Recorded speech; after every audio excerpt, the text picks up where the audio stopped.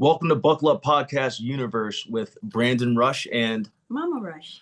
welcome back. Today we have Josh from Lowry Johnson Goldstein Casting. He's an incredible casting associate who I've had the pleasure to work with several years ago. Josh is a very accomplished casting associate, and we are blessed to have people like him in this business. As I've previously said before, with many of the casting directors and casting associates throughout my career, I would not be here without them today.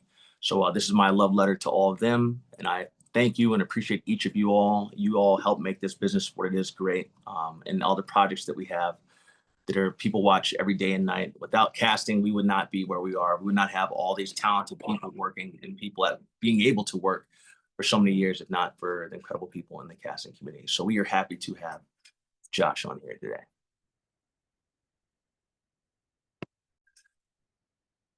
Today, my drink of choice will be A&W root beer. I absolutely love it, so I'm going to be drinking A&W root beer as our drink of choice today. Thank you, A&W root beer, because I can't talk today. That's great.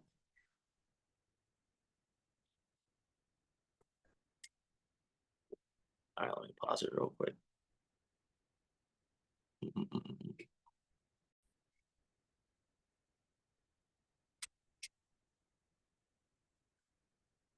Josh. Let's see here. Let's see, it is. Hi, guys. Hey, Josh, how are you doing? Good. How are you? Doing good, doing good. Josh, thank you so much for coming on today to the Buckle Up Podcast Universe with Brandon Rush and Mama Rush. Hi, nice to meet you, Mama Rush. Nice meeting you as well, Josh. I was so excited when Brandon told me you were coming on. Well, I'm glad to hear it. Yeah, and I love your shirt too, Josh. It looks great. Thank you. I appreciate that, Brandon. Yeah. Well, look, Josh, today we're here to honor you, man. It's going to be a complete spotlight on you. One of the things that I thought about when I started Buckle Up Podcast is my love letter to the casting community. I would not be where I am today without people like you and people like the other women in the casting community and even crews that have helped me be where I am today. I would not be what I've been able to accomplish if not for you guys giving me the opportunity and giving me the chance. So I wanted to thank you, Josh. But I don't think that you guys get enough spotlight that you all should, because it's not just me who you guys have changed the lives of so many people, countless people. And so I wanted you to come on, Josh, for us to talk about you, for us to get your story. And yeah, we're happy to hear it, man. And congratulations, Josh. You just got the Associate CD Spotlight Award from is it 39th Artesio Awards? Is that right? Artios. Yes. Thank you. Yeah, that was a great honor last year. So well deserved. Thanks. Absolutely. Well, Josh, tell us about yourself, man, for the audience. We have 6.3 million people right now in 17 countries and 6 continents. Mazel tov. That's fantastic. Absolutely. Mazel tov. Well, I'm currently an associate casting director with Lowry Johnson Goldstein Casting. I've been working with them for about 11 and a half years now, I would say. Okay. I got my start in the casting world actually as an intern at Sony Pictures TV in their casting department during the pilot season of 2010 while I was a senior at Northwestern University. I came out here the winter quarter of my senior year to do that internship, and I was a theater major and then was on the acting track, and I thought to myself, I wonder what it's like on the other side of the table. Yeah. And it was a very busy broadcast pilot season back when we really had those. Yeah. Gone by the wayside. It was, I think Sony was covering 14 different pilots at the time, which was pretty crazy. I mean, they had 1 assistant and 3 executives, and then myself, and another intern, who actually has gone on to be a casting executive at Amazon now. Okay. And yeah, it felt like I sort of was thrown into the deep end and just enjoyed every second of it. And got to really know the ins and outs of television casting right from the start and from the studio side of things, actually, before I moved into independent casting after I went back and finished my spring quarter and graduated at Northwestern. Congratulations. Came back out here 2 weeks later and, just started looking for casting assistant jobs and managed to land one with a live action Cartoon Network pilot back when Cartoon Network was doing live action or attempting to. It did not get picked up, actually. Go Okay. figure. Um, and just started bopping around kids television casting actually for a minute there. I went transition from that into a Nick Jr. series called The Fresh Beat Band. Okay. And then also worked on a few more live action Cartoon Network series with Orly Sidowitz when she was doing that, and also worked as an assistant to La Perdure and Hart, who I think have now retired. I'm not sure, but I'm pretty sure they have. Okay. Um, on Teen Beach Movie for Disney Channel.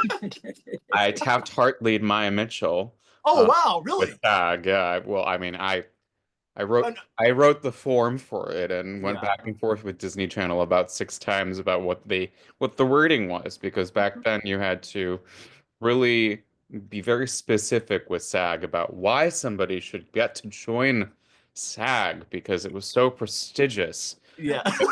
Now, since the merger with AFTRA, it's you just Mhm. fill out a form and check some boxes, says boom, you've been Tarp Tartly. Great. Yeah. Um, yeah, I don't miss that. Um, and also worked with them on a couple of series, Golden Boy for CBS and Touch, which was Kiefer Sutherland's Oh and yeah. King King's show on Fox. Mhm. And also, I think it was called Mind Games, which was a pilot that Kyle Killen did for ABC. Mhm. That did go to series, but I didn't work on the series because after that, I was fired, in fact. Oh wow. Because well, everybody needs to get fired once at least Yeah, in their I Yeah. agree. lives. Yeah. Yeah. Make Um, you a better person. exactly. It changed the trajectory of my career certainly because if I Yeah. hadn't been, I wouldn't have been able to land the job with Junie and Libby. Oh And man. Oh. I Amen. did have one quick stint as an associate with Julie Ashton on a Comedy Central pilot, but other than that, that was, you know, I vaulted from that to getting to work on the final season of The Killing and season 2 of Rectify, Yeah. which were just such remarkable projects. And I've Seriously. been very lucky since then to have such consistent work and such really wonderful scripts that I've gotten the pleasure of casting with them in the remaining 11 and a half years. So, yeah, it's been a long tenure.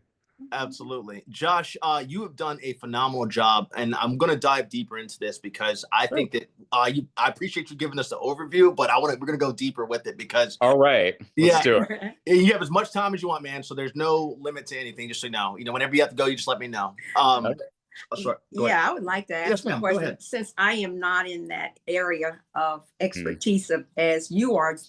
Tell me something. What do you look for when you are casting a role in an individual? What are some of the traits? Well, honestly, I sort of form a picture in my head of it's a very vague picture, don't get me wrong, Mm-hmm. of how I perceive a role in a script when I'm reading it.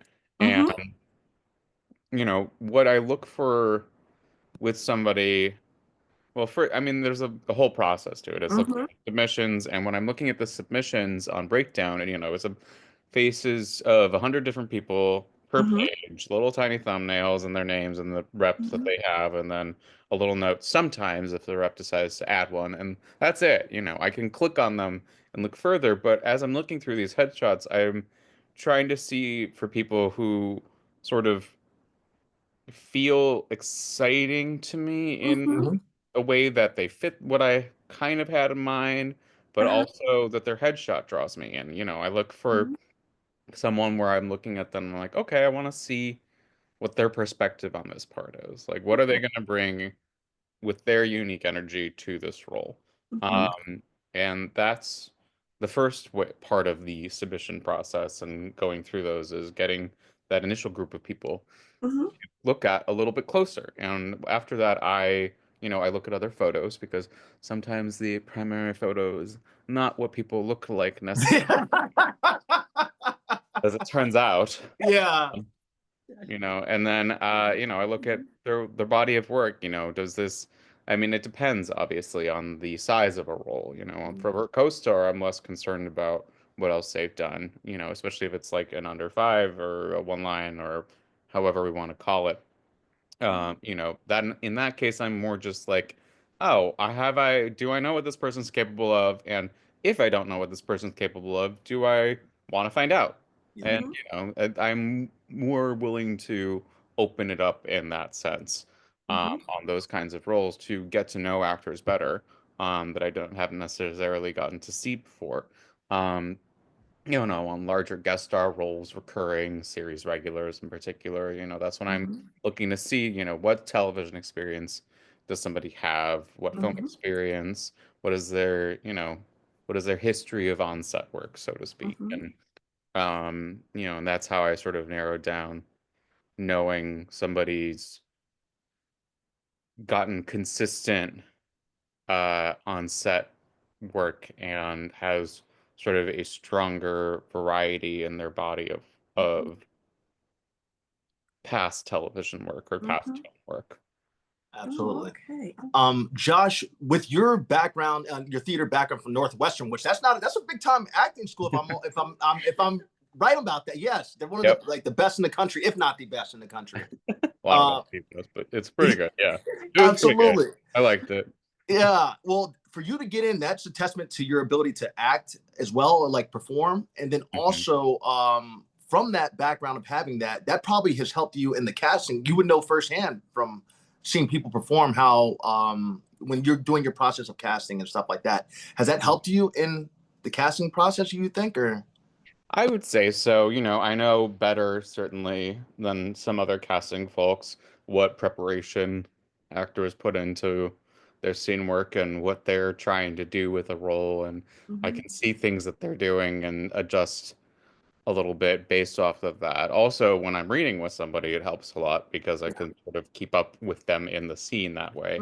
Mhm. And, you know, I can say, you know, I see what beat you're going for, your objective here, and I want to switch this up. And there's different notes that I can give that are based off of my theater experience. absolutely. Well, Mhm. yeah, thank you for saying that, Josh, because I have obviously actor friends and people in the business, and I say one of the things I just love the casting community. I really do. I could talk all day about how wonderful you all are.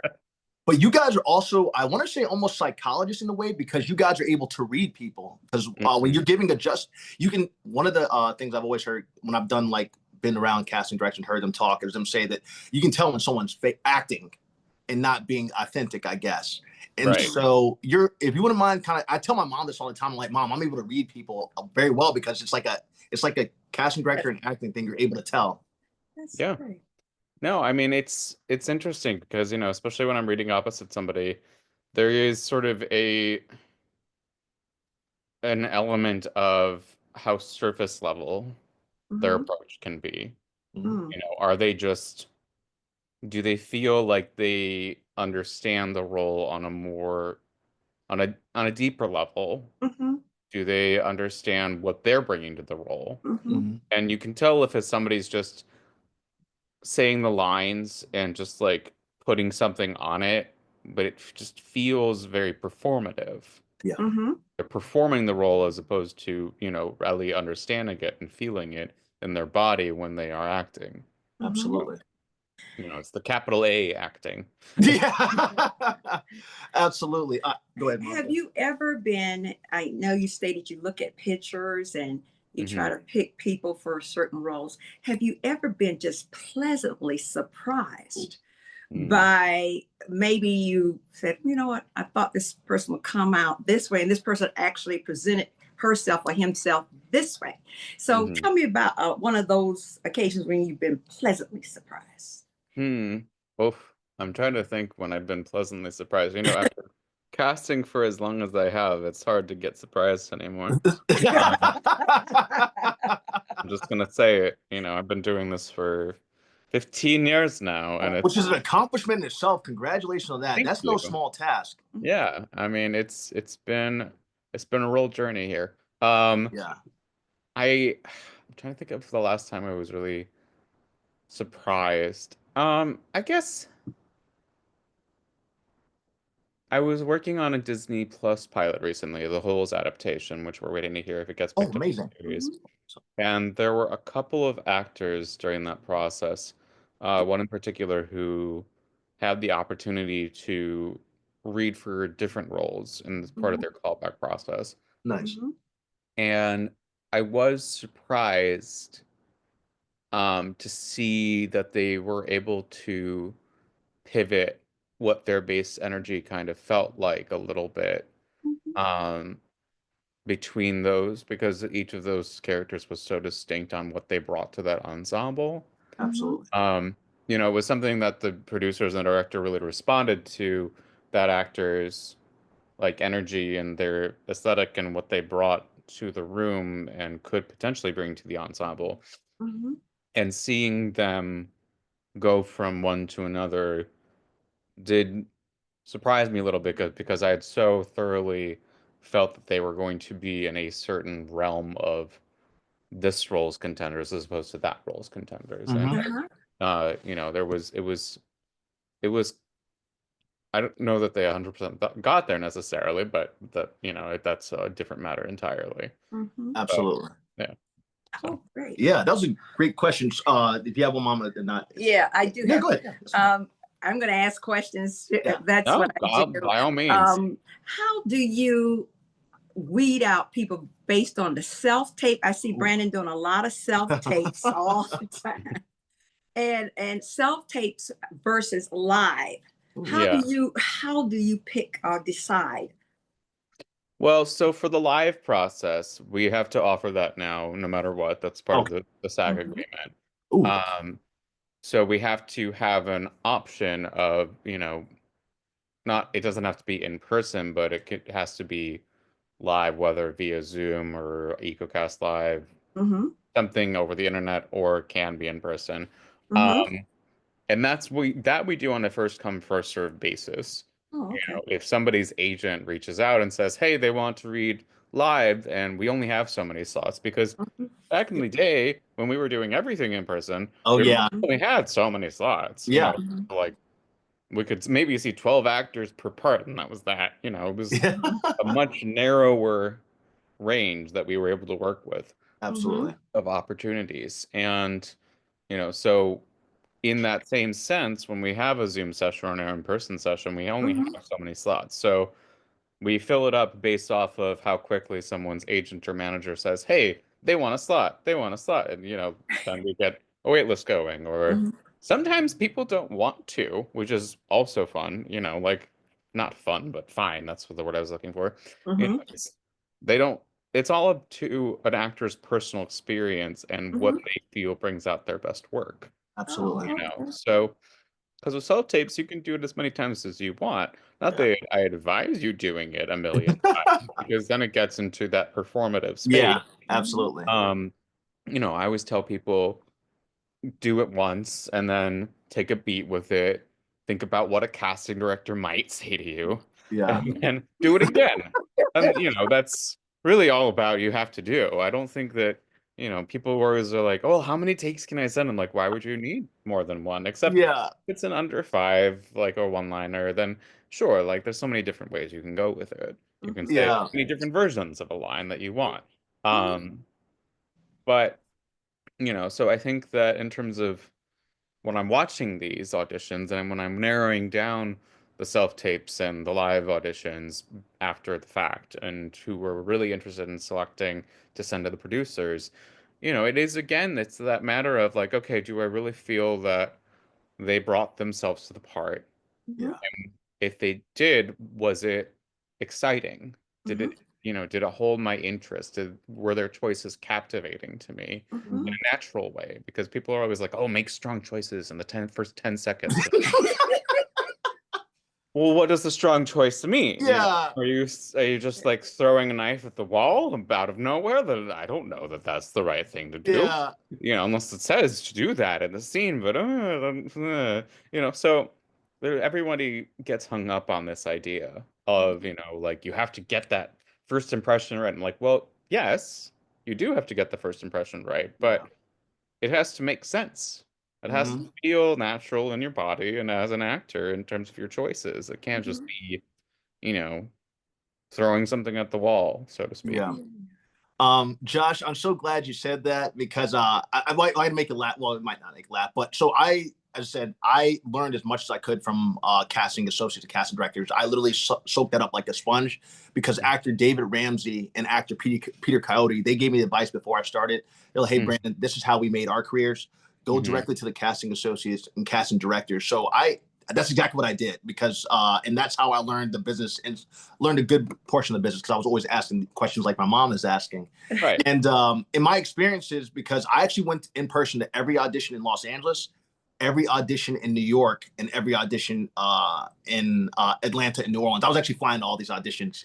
Wow. Yeah, I've been on well over 400. It's a lot. That's a lot of planes. It is. It is. Luckily, working with the airlines, I was able to go to those in person. So, but I wanted to get that experience, and I kind of learned like what you were saying with when it comes to doing self tapes. Now, I love the in person auditions. I used to love being in with you guys in the room, but now when I'm doing self tapes, I now take just like you said, like, hey, what would the casting director say? So I'll do the first take. I literally only do 2 takes. I'll do the first take, and then I'm like, okay, hey, this is what Josh would say. Josh would say, try it this way, kind of flip it over a little bit, and I'll do that, and that's made a huge difference. Just like you, that's exactly what I do, and that's exactly how I train and teach other actresses and actors that I help out with their self tapes. Like, hey, this is what you have to do. They don't always listen to me. I guess I don't know what I'm talking about, but it's all you can do is give the best advice you can. And one other thing I wanted to say was, you mentioned how the actor you have for the Disney Plus Holes, you guys had him reading for different parts. I've been very blessed. I've been working with Tyler Perry the last 2 years on Beauty and Black on Netflix. And with his show, the casting director from the very first time I auditioned, they auditioned me for every single role possible. But it was that callback process, like it was series regulars. And then they finally found, I think I went out, I think it was 12 times, I had 12 callbacks for different kind of roles throughout that. That's great, though. That's yeah. And Josh, you can say this firsthand too. Like when I try and tell people, like if they're calling you back, they like you. They're not calling you back, or they call you because you're doing something right. Right. No, I have to reinforce that to so many actor friends of mine. You know, they're like, "Oh my God, I'm getting so many auditions, but I'm not booking." I'm like, "Okay, well, focus on the first part of that. Yeah. You're getting these auditions. That means the casting office likes you. They like the work that you're doing. Producers like you. If it's for the same show, then they're trying to find a role that's right for you. Exactly. You know, that means that there are people in your corner supporting you and trying to get you over that finish line. Yeah. And it is just about like everything hitting just so, because there's so many other parts of the process to who ultimately ends up getting the role. Absolutely. Producers have to come to a consensus, and who knows how many producers there are on a given project. It can be, you know, on Holes we had the writer, the showrunner, the director. We had one production company that had their list of producers. We had another production company that held the IP that had their list of producers. Wow. And all these other people that have to weigh in and come to a consensus. And once they have, and then you send that person or those 2 choices to the studio, and then the studio has to have their consensus about whether or not they approve on that one particular actor. And you know, there's creative executives, there's drama executive, there's all these other non-casting people getting to jump in and say their piece on these things. And then if they say yes, then it goes to the network. Or maybe there's a co-studio. Sometimes they have co-studios on certain shows, and you know, and then on One Piece, for example, not my project, but still our office's project, then once Netflix says yes, it still has to go to Oda, the creator of the manga. Oh, wow. You know, in Japan, and you know, have Japan and Oda say yes to these people. So there's all sorts of people above us in this process who have to say yes ultimately. And it is not anything that is a reflection on the actor if they don't get the part somewhere along the way. It does not mean that the work wasn't up to snuff. It means that it wasn't quite right in somebody else's mind. That's all it comes down to a lot of the time. You know, like sometimes people give the best performance of their career in an audition and nobody ever sees it. So, a little hard to take, I know, but that's how it can be. But you're telling the truth, Josh. by God's good grace, as I said, I listened to David Ramsey and I listened to Peter Coyote, and they told me to go to you all about to learn everything. And I found that information out in 2013. And that's what I try to tell. Everything you just said was such gold for every actress and actor out there. The fact that you guys give the best. You give over your choice to the ones that you think are right. And then there's all these people above. I have said this countless times. There's all these people above, and I appreciate you so much for mentioning all those different levels that you have to go for someone to get cast. So don't give up, because it's not. It's you're doing a great job. Just keep doing what you're doing. Yeah, exactly. And I appreciate that. Then I had to make you laugh about one other thing, Josh. I've been on Blue Bloods. I was on Blue Bloods for 5 years, and we had Siobhan O'Connor, who was one of the writers and producers of that show, was on. She's one of our first guests on the Buckle Up podcast. Oh, great. And, yeah, thank you. Yeah. And so she didn't know that I was flying to New York for all those auditions. and I finally told her this. On my final audition, I was frustrated because I'm like, I'm never coming in again. None of that. And I went in there and I booked it. And when I did my audition, when I finished, they said, if you aren't a New York cop. And the reason I had to laugh about that was because I was so aggravated going in, and I was decided that I didn't show that during my audition, but I just had the mentality of a New York cop. Yeah. That they saw that, and so when I finished, it's kind of like that scene in The Boys where Homelander finds out that what he did was okay after he takes off this guy's head. And basically, she said that Brandon. What she told me was this. She's like, because with that show they had the the first audition for Josie. And Kim Messia casting his first in office. Then you had the producer session where you go back for that callback in person. And so with them, what Siobhan told me is, she's like, Brandon, we had the hardest time casting that show because not everybody can play a New York cop. And so that also showed me that, yes, they were calling me back. I was doing something right, but also they were trying. It's hard to book a New York cop. She said that is the hardest thing for them to cast. Yeah, that makes sense. It is a very specific energy and a very specific mentality that you have to be in to get those kinds of roles right. So absolutely, it really varies on the show. It varies on the tone of the show. It varies on the tone of the character even. So absolutely. Hey, Josh, I was listening to this podcast with some actors, very A-list, I guess they're A-listed. Yes, ma'am. And they were talking about sometimes they will receive the script and they don't think it reads right. I don't know what that means. And then they would change up the way they think it should read. What are your thoughts on that when you're casting of seeing, and this is an A-list actor saying these things? Well, the A-list actors get to do that. People want them desperately enough as part of their projects. Yeah. Yes. So the writers will put up with that, even if they may be seething a little bit silently. Yeah. Because they need to lock in that person to get their, to get done. Mm-hmm. the job done, so to speak, to get the money, the marketing, the whatever, because they want to get somebody of that profile. For a regular Joe Schmo walking into the room or self-taping or whatever, they don't have the same opportunity to change up the lines, even if they're a better writer, because that will put off the writers, because then they say, okay, well, that actor is not honoring my words a lot of the time. And why do they think that my script isn't up to the snuff? Why are they? Why, I think there are certain levels. If it's a comedy, if it's comedic role, they might want you to do that. They might want you to riff a little bit and just mess around with it and not have to honor every single word. But especially when you're going in for like a serious drama, the words matter a lot. Yeah. Even if the script isn't the best writing you've seen, it's they wrote that and they are looking for that to make it to the screen. They're looking for what their lines for those characters are to be honored and to be seen as necessary for that character's arc, for that character's scene work, so I think that people can, in certain situations, mess around a little bit, but it is not something I recommend for most of the projects that I certainly work on.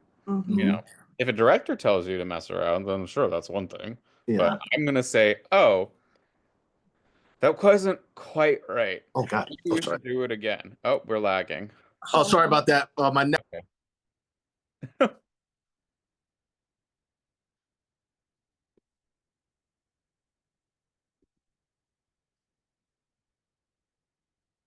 Oh sorry, Josh. We're back. Sorry, My All good. grandson, my my grandson, grand, my nephew called in. my grandson was calling Ah, him, Josh. Sorry about that. Yeah. no He worries, comes that home, happened. he wants to check in. Sorry about that. Sorry. Yeah, Josh. No problem. You're back. We're good, Josh. Sorry about that. All good. It was on Okay. Do Not Disturb, but I don't know Okay. what. No, happens. Yeah. Back on Josh, you were saying that when you last left off, you're saying about changing the words when Yeah. I think that given the right situation and the director telling you to do it, sure, that's one thing. Mhm. And the director and the writer can fight about it later if that's something that they need to do. Mhm. But, you know, I would always enter with the mentality of, okay, I'm going to honor the words. And if they tell me I should mess around with them or riff a little bit or improv, then great. If Okay. not, then I'm doing what's on the page, and that's what's honoring the character. Mhm.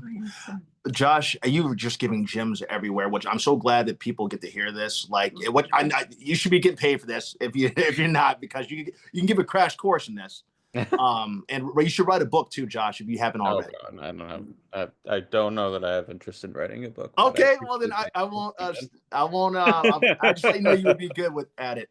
Josh, Uh, one thing I want to talk about was because Yellow Jacket specifically is a huge global phenomenon hit that mhm. people love.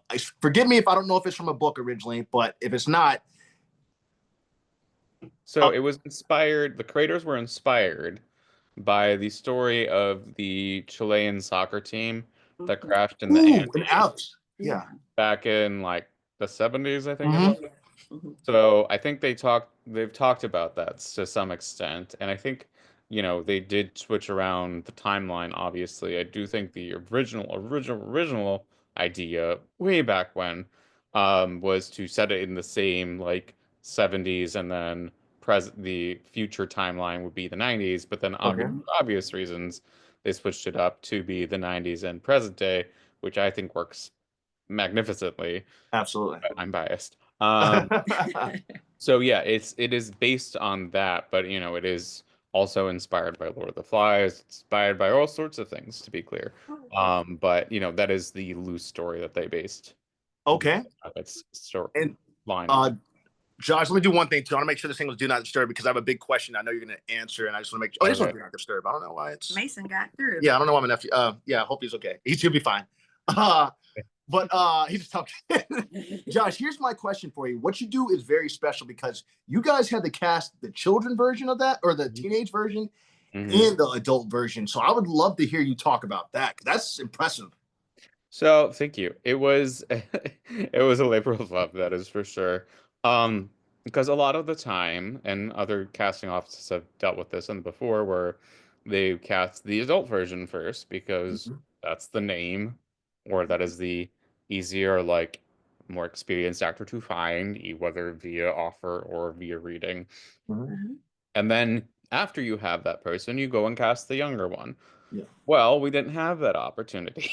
Oh wow. We had to cast everything simultaneously Oh. because our younger actresses had to be in soccer training prep to make it believable Yeah. in Oh. the pilot that they would in fact be on their way to nationals as a soccer team. Oh wow. So we were doing the whole thing at the same time. It was like, okay, well, if this person says yes as an offer for the adult role, then we could have these people matching up as the young versions. And, it was a lot of reading. And I think, especially Sammy Hanright, he's talked about how she read for like 4 different parts among the Okay. young cast because it's the same thing, with any good ensemble. It is a matter of you really are responding to somebody's energy and how they fit into that world Mhm. is all about just finding the right pieces. The Mhm. puzzle pieces had to come together just so. So, it was a lot of like, okay, well, Sophie Thatcher, who self-taped when she was living in Chicago, sitting at a computer desk, and she was so uniquely T. Natalie. Like her, just everything about her, it was so exciting to us. And I mean, look where she is now, thank God. Yeah. Um, Good for her. So very happy about that, believe Yeah. me. And we watched the tape and we said, that's T. Natalie. Yeah. That was that. Hmm. We'd seen a lot of people, and we got to her self-tape that came in, and it was like, oh, we found her. And, the creators have talked about how they watched her self-tape 11 times the night after Oh. it came in. Oh, wow. We just presented her to Showtime and said, here she is, Yeah. T. Natalie. And they said, yes, you're right. That is T. Natalie. Mhm. And so through that whole time and getting Sophie Thatcher approved, we're like, we really hope Juliet says yes. Oh, Really yeah. hope that Juliet Lewis will say yes to this all, because then we're gonna have to figure out who else she'd match up with if we Yeah. don't. And she said yes, thankfully. But it was Mhm. that for every single piece of the puzzle on that pilot. Melanie saying yes and getting the right person to match Melanie. There was a lot of like first this, then that, but it was a very quickly happening at this in almost a simultaneous way. So, I think for a couple of them we got the younger version first and then matched up the older version. Like Okay. when we Mhm. got, because Jasmine Savoy Brown used to be a professional level soccer Oh, player. wow. She was a teenager, go figure. Mhm. So, and we just knew she was young Thais, so that was a given to us. And it was that part of the puzzle was okay. Well, who matches up with her Thaisa? Hmm. Um, and finding Tawny and how uniquely and beautifully she has that strength and ferocity to her. That was so exciting to get that pairing to get to meld together. And, Melanie saying yes, and then, okay, so who matches Melanie? And then, each and every single one of them. And Christina and, Sammy getting young Misty just so because that character is Mhm. so special It in Mhm. is. the She best is. way. She is so unique, Hmm. and just her perspective on on the world has to be captured just right. And like seeing how Sammy brought it to life, it made such a difference Mhm. Absolutely. that we were going down this road with Christina. And so each of those roles had this whole process to get through Hmm. to get to that point. And that was how we ended up reading all these really fantastic actresses who ended up elsewhere in the Mhm. young cast, like Yeah. Courtney Eaton and Liv Houston and Jane Widdop and like all of these wonderful people, Mhm. that made it to our ensemble ultimately because it was about finding that right place for them. Absolutely. With the other roles, obviously, Courtney was already established and Liv was already established. So Hmm.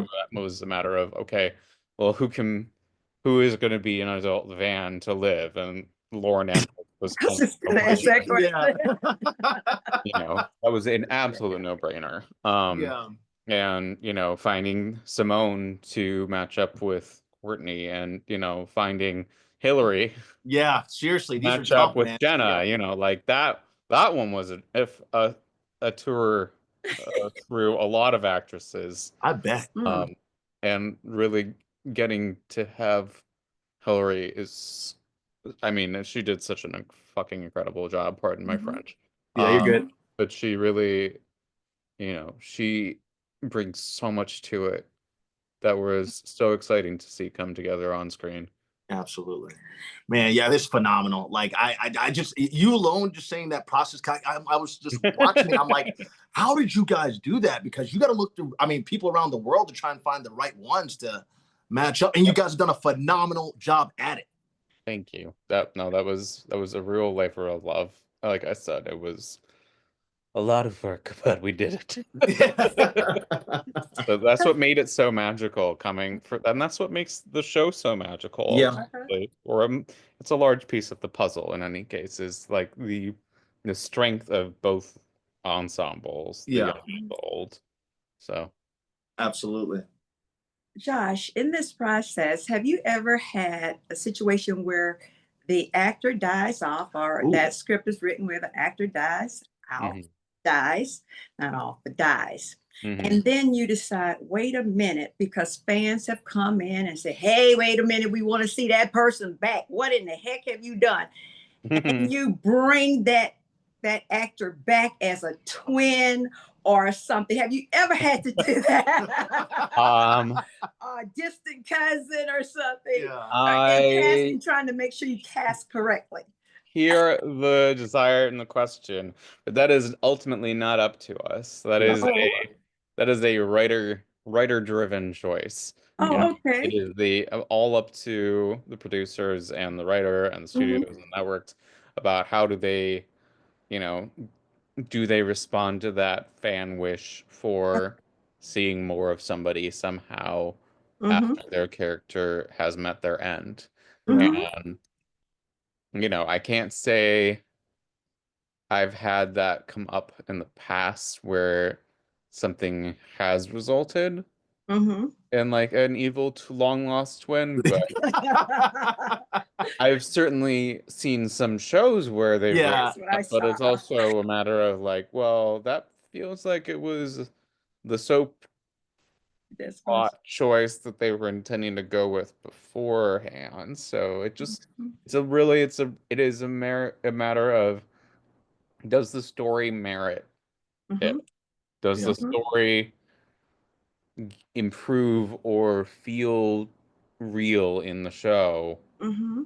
if we go this direction? I Mhm. understand. Man, Josh, it's funny you meant. I always say it's funny. It's not actually funny, but Yeah, it's. no, I know what you mean. Yeah, and whenever I first went out for Criminal Minds, which ended up turning into 5 years, I'm still on the show technically, but my character was originally getting killed off. And Mhm. at the audition, they liked me so much that they're like, we're actually not going to kill this character off. We're going to Right. actually make you into a agent and keep it so that you could be on as many times as possible. So that was one, but that happened all in the audition room because it was when I That's auditioned for great. that, it was Yeah. everybody, Right. showrunner, all of that was involved in there. So that's one of those times where I'm like, hey, thank you for not killing me off because I have been killed a few times. Well, I don't No, I like mean, seeing well, that happens. they've talked about on Yellow Jackets that there was a discussion that, and when in the scripts that I originally read before we got into full swing of the season, that Van was supposed to die out in the Oh, wilderness. wow. And it is, it was Liv's energy and what they bring to our group that, it changed the course of the Yeah. story. It really, and the show was better off for it. Absolutely. Absolutely. Yeah, I can only imagine the things that you guys go through. Josh, you were wonderful. I'm trying to think about Josh, how did you come to be the amazing man that you are today? Your parents obviously must play a role. Where are you from, Josh? I'm gonna hear your upbringing, man. How did you Okay. Yeah, I mean, I was born on the far north side of Chicago Okay. in Old Edgebrook, which is a tiny little neighborhood tucked away in a forest preserve inside Edgebrook Sauganash, which is basically the suburbs, but not quite the suburbs. It's like right up against them. And we lived there until I was 6, and then we moved to Highland Park, Okay. out in the suburbs of Chicago on the North Shore, um, because my dad's family was from there. My grandparents were still living there, and also schools and whatnot. And I went to public school there as one does in the suburbs. And because there was in Chicago, there's always the consideration of, well, what school? Yeah. As it is in LA, it's a similar idea. Oh yeah. And yeah, I mean, I got into theater when I was in high school, but slightly prior to that, because I was doing summer theater camp. Oh, really? Yeah, at Northlight Theater, which is this beautiful regional theater just outside the city in Skokie, Illinois. Okay. Um, I did a couple of years as a camper there, and I did a few years as a counselor in training there. Um, and yeah, I got into theater in high school and chorus. I was into theater at a young age. I saw the first national tour of Ragtime with LaChamp Wow. and said, "That's amazing." Yeah. Yeah, as a small child. And Yeah. that inspired it My parents like to say I was more likely also inspired by the fact that we went to Joseph and the Amazing Technicolor Dreamcoat Okay. 4 times when I Four. was little. Four. Okay. Yeah. So it was around. It was that was when I was little, but it was still like I wanted to see it as many Absolutely. times as we could. So, and then after Ragtime, my parents became Goodman Theater subscribers, and we would go to see shows at Steppenwolf, and Oh wow. we're very into seeing Looking Glass, all of the shows in the Chicago theater scene, which is just Huge. there's such a love for the craft there. Absolutely. Um, it's hard to I always tell actors like, I'm glad that you're doing something at a theater in Los Angeles. Yeah. It's not, it is really hard. It was really hard for me to compare things to Chicago Chicago theater. theater. Yeah, It the just is best. very hard. Yeah. Sometimes there are things that just really leap onto the stage so beautifully here, and that makes me appreciate them even more Mm-hmm. because I know how much work it took to get them that way. Absolutely. But yeah, so I was in that world in high school doing musicals, doing plays. I did Medea. I did Okay. uh, Like Medea. Oh, like wait, not okay. not Tyler Perry's Okay. Medea, the Greek play Medea. Sorry, I Brandon. had a moment there. No. Yeah, I'm sorry, Josh. That's me. Yeah, I know. You've been in a certain world for a minute now, haven't Yeah. you? But I was in the ensemble of Beauty and the Beast. I Oh was in wow. the ensemble of what was the junior year one? I forget. There was another musical that I had like a featured vocal role in the Scarlet Pimpernel. Okay. So I was doing all that. Yeah.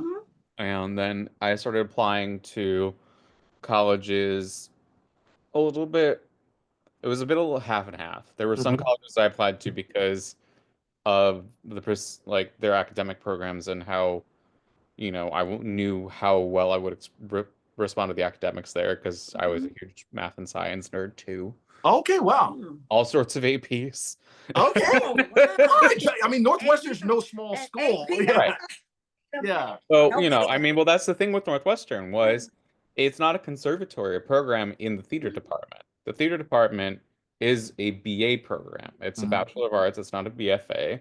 Mhm. And you have to apply to Northwestern just as a general admission. Yeah. If you want to be in the theater program, it has to just be a general admission, and they go through the same academic rigorous standards going through those applications. Wow. So all the Northwestern theater majors, in theory, are very smart people. Yeah, they have to be. Yeah, I would And say. especially these days, Right. because it's gotten even harder to get in there Yeah. years since that I was there. I was there, over 15 years ago. I graduated in 2010, so it has gotten harder and harder and harder. But I was applying to like Brown and Columbia, but I was also Jesus, Josh. well, I didn't get into either. But still, he's a genius level. Yeah, I know. I mean, Were you the valedictorian of your high school? huh? Were you the I was valedictorian of not your? a valedictorian. Okay. No, I was smart at my high school, but there were people at my high school that were a lot more, uh, a lot more so. I don't Okay. know the right word for it, but they were definitely very like they would have been. I wasn't in Model UN or debate or any of that business. Um, I didn't have time for it. I was being an actor. Uh, Yeah. and then I mean, and then so I was also auditioning for conservatory programs. I auditioned for NYU, Oh wow. Michigan, Carnegie Mellon, like I, yeah, I didn't get into those. But I that's wasn't their that loss, good, Josh. That's their huh? loss. That's their loss, clearly. Oh, well, yeah. Uh, I think about if I had gone into a conservatory program that I wouldn't have had the opportunities Yeah, Western gave me. absolutely. And keeping my mind as broad as it did. I was on the acting track, yes, but I was dabbling in costume design. I was looking at like stage management briefly, one Mhm. last quarter. Um, a lot of stories there. And that's what led me to look through the internships my senior year because when you're on the acting track at Northwestern, your senior year, the winter quarter is an elective quarter. Okay. Oh, Because okay. otherwise, you stay with the same acting teacher the entire time. That Mm-hmm. winter quarter, it is a specialized topics quarter. So each acting teacher offers a different specialized topic. Mm-hmm. And then also there was the option of coming out to LA to intern and take acting classes with a professor emeritus who lives out here. Oh, okay. Mm-hmm. So that's what I did. I pivoted and said, okay, I've lived in Chicago for 21 years now. Don't need another Chicago winter. Yeah. To go look in Los Angeles and see what living in LA feels like. And because, I'd only seen LA through the lens of my parents on visits to there prior and see what the TV and film industry was like. Because I hadn't really interacted with the radio, film, and television majors as much in that program because it's definitely still pretty separated. There's some crossover here and there in the student film world, but a lot of the classes and a lot of the, professor driven programming there, theater wise and film wise, Mhm. is very separated. Okay. Wow. So just because they want you to be as immersed as you can be without it being a conservatory. Absolutely. Um, so I wanted to see what film and TV was like. I wanted to see, what interning at some place like Sony would be, like there was so many questions that I had about like everything entertainment related, really. Yeah, seriously. It answered so many of them so very quickly. Um, so, and that's, what it's funny because for a long time, I don't have them anymore, but for a long time after I moved out here and as I was working out here as a graduated college student, I would have these dreams where my graduation never actually happened. Really? where I would have just never left LA after the internship and just kept working and I forgot to go back and graduate Yeah. because that was how thoroughly it felt like I had moved into the adult world. It felt Yeah. like I was an assistant. I felt like I was like, oh, I am, a working adult at Sony, even though I was taking it for college credit. And, it's funny to me because it was so thoroughly that experience. There are things now that I'm like, I would never have expected that, I would have had that work experience so thoroughly in that program, and I'm so grateful for it. Mhm. Um, but yeah, my graduation definitely happened. It was a whole Okay. There were like thunderstorm cells rolling through. We had like a very specific window Oh, wow. between thunderstorm cells that we had to go out and rush and do the whole thing. It was a whole thing. So yes, it did happen, but it is funny that I still had those dreams anyway. Yeah. My mom wrote down some things, Josh. I want to make, first off, thank you for breaking that. Josh, you're a wealth of knowledge. I knew you were going to be, in the minute I was like, hey, if I get Josh on here, I knew you were going to be, I knew it. And He was so excited Yeah. about you coming on. He said, Thank you for having I me. appreciate it. Oh, thank you for coming on. Go ahead, I Mom. want to ask another question. Your parents, they Mhm. sound just extraordinary. They To encourage you, and a lot of parents, we always encourage Brandon, whatever Brandon and his brother decided they wanted to do in life. We were always there to support them. Mhm. Your parents sound so amazing to me. Yeah. That they let you go to camp and all these other things. Do you have any other siblings? I have one older half brother from Oh, my dad's first marriage. We're about 2 years apart. Uh-huh. Just over actually. He and I led very different lives in high school. Mm-hmm. He grew up mostly with his mother. He would come and stay with us when we were younger, and Mm-hmm.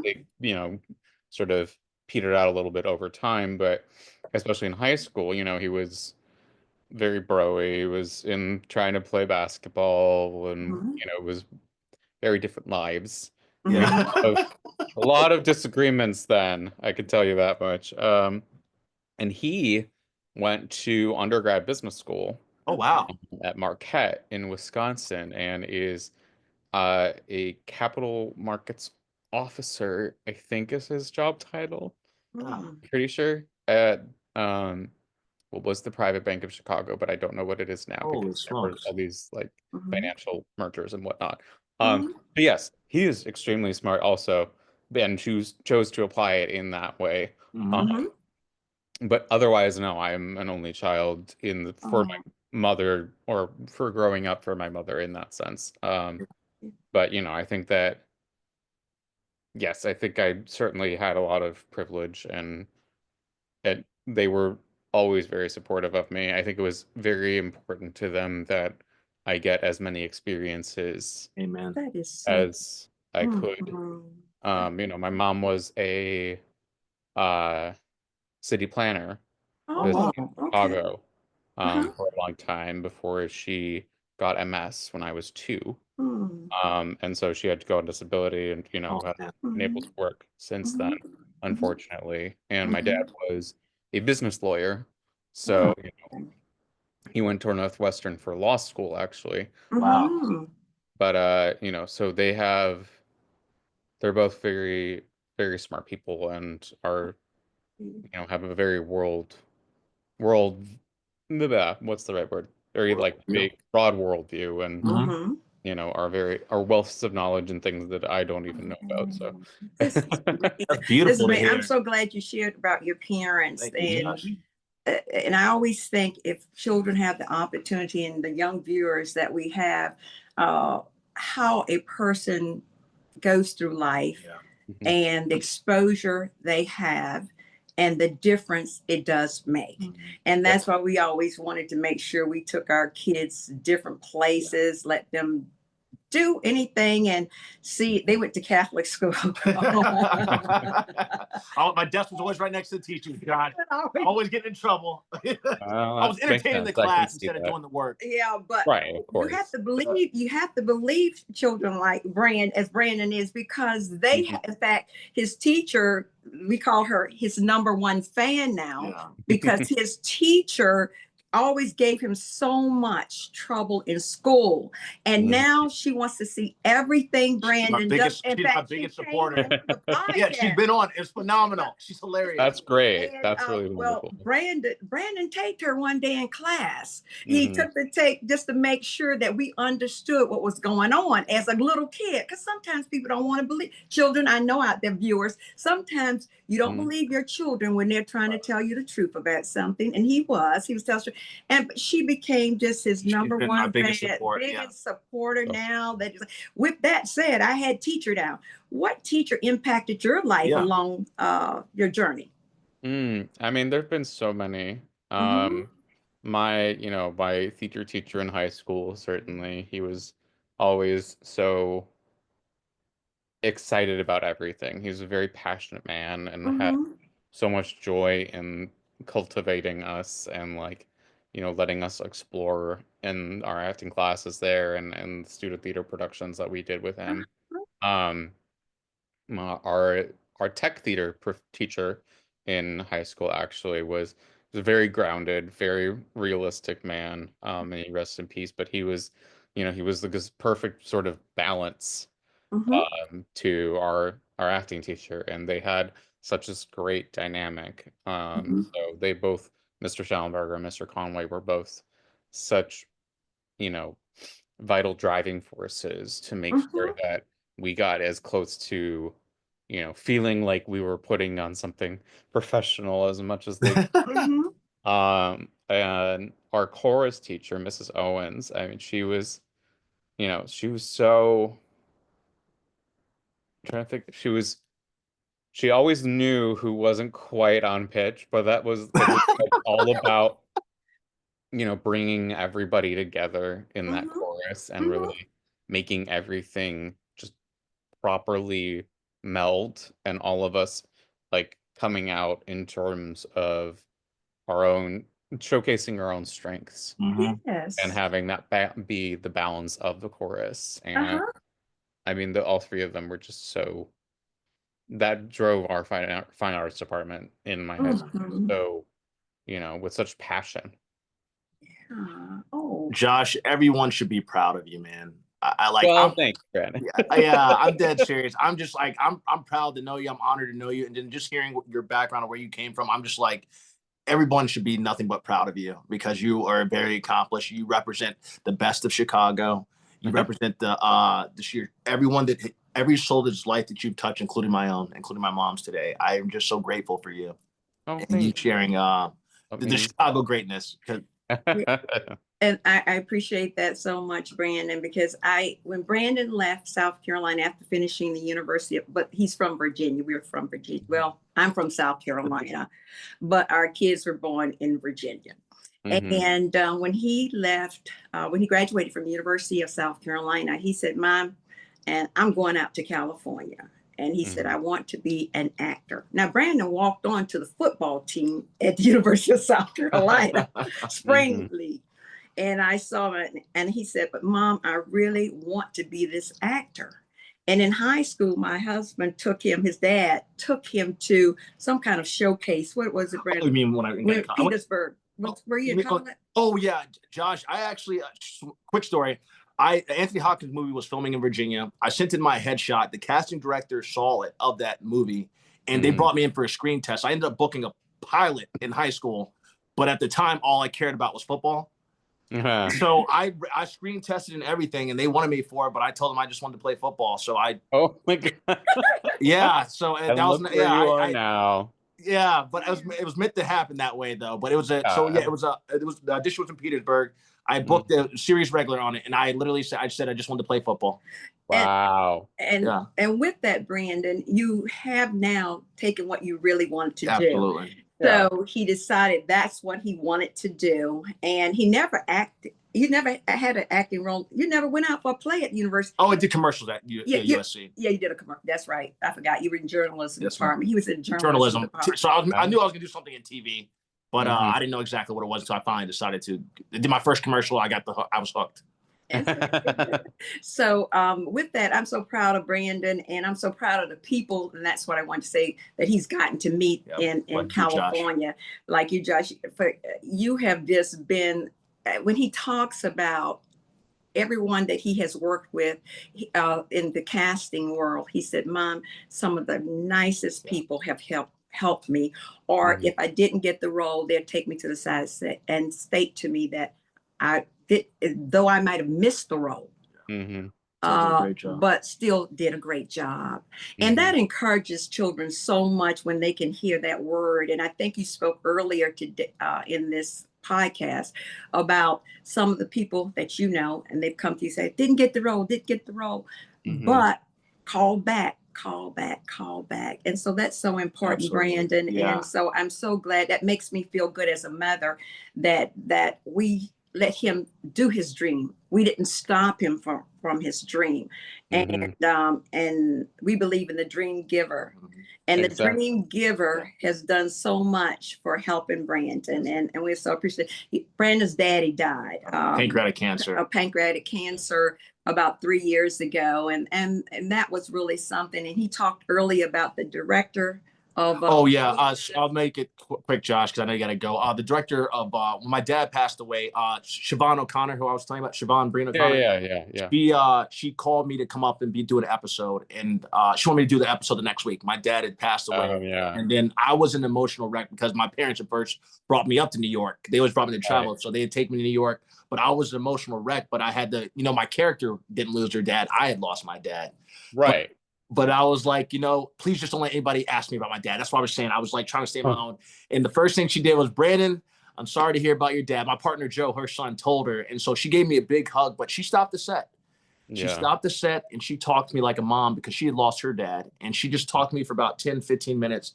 And after that, I was fine. I was able to go work and knock it out of the park. But it's just that those amazing people that we meet in our business who just were, sometimes you have the human factor, like you have a human factor. It's, hey, the business not worry about that. We're human with one another right now. And so she was like mom at that point to me on set. It helped me get through that in the most difficult time of my life. I'm sure. I can only imagine. Josh, question. Do you have any questions for us? I'll question you all day, but do you have anything you'd like to ask me, Mama Rush? It's okay if you don't, Josh. If you don't. Yeah. Actually, here, Josh. I can't think of anything to be honest. You're good. I feel like I've learned so much. I've learned so much too from this conversation, which has been so wonderful. Josh, the real question, Lou, I'm a big East Gino fan, but the best deep dish pizza is Lou Malnati's, or is it Mm-hmm. Is that they're the best deep dish? Luminati's. It's always been Luminati's for me. I had to know for the Chicago crowd out there because I have a lot of family from Chicago. Everybody has their different opinions Uh-huh. about which is the best deep dish in Chicago, but I'm a Luminati's boy because that's what I grew up on. Amen. We'll take that. Yeah. When you were talking about the weather in Chicago, I was in training in Chicago at one point, and being from South Carolina, used to that warm weather, and I went there and it was snowing and people were going to work, and I'm saying, wait a minute, South Carolina shuts down when we see the first bit of flakes. And so I spent a several times there because I worked for a company, that pharmaceutical company that was it's actually located there. And so I had to come out and do training there. So I remember those cold winters that you all had. I don't know how you can take it. And I know California had to be a wonderful, pleasant surprise. And very, very lovely change of pace. Yes. No, I mean, even when I went back for Christmas a couple of winters ago, they had one of those polar vortexes had come. Oh, wow. And the rental car company was out of everything except for like one Jeep, which I should have gone with in retrospect, and then like 3 rear-wheel drive Dodge Chargers. Oh no. And that's what I took. And it was -9 and everything was ice. And I had to remind myself how to drive. Yeah. Oh my gosh. I did because I grew up doing that because my dad's Volvo 940 was rear-wheel drive. Okay, so that was the car I drove in high school. So it was that sense memory of this is what you do to adjust when the car starts fishtailing, and this is the speed on this curve. It was things I did not miss having to do that suddenly came flashing back. Yeah, with the quickness, I bet. Oh yeah, absolutely. Well, Josh, you've been wonderful today, man. Thank you so much for your time. We just loved having you on here. I will have all this email back to you. I just thank you so much for you taking the time out of your day.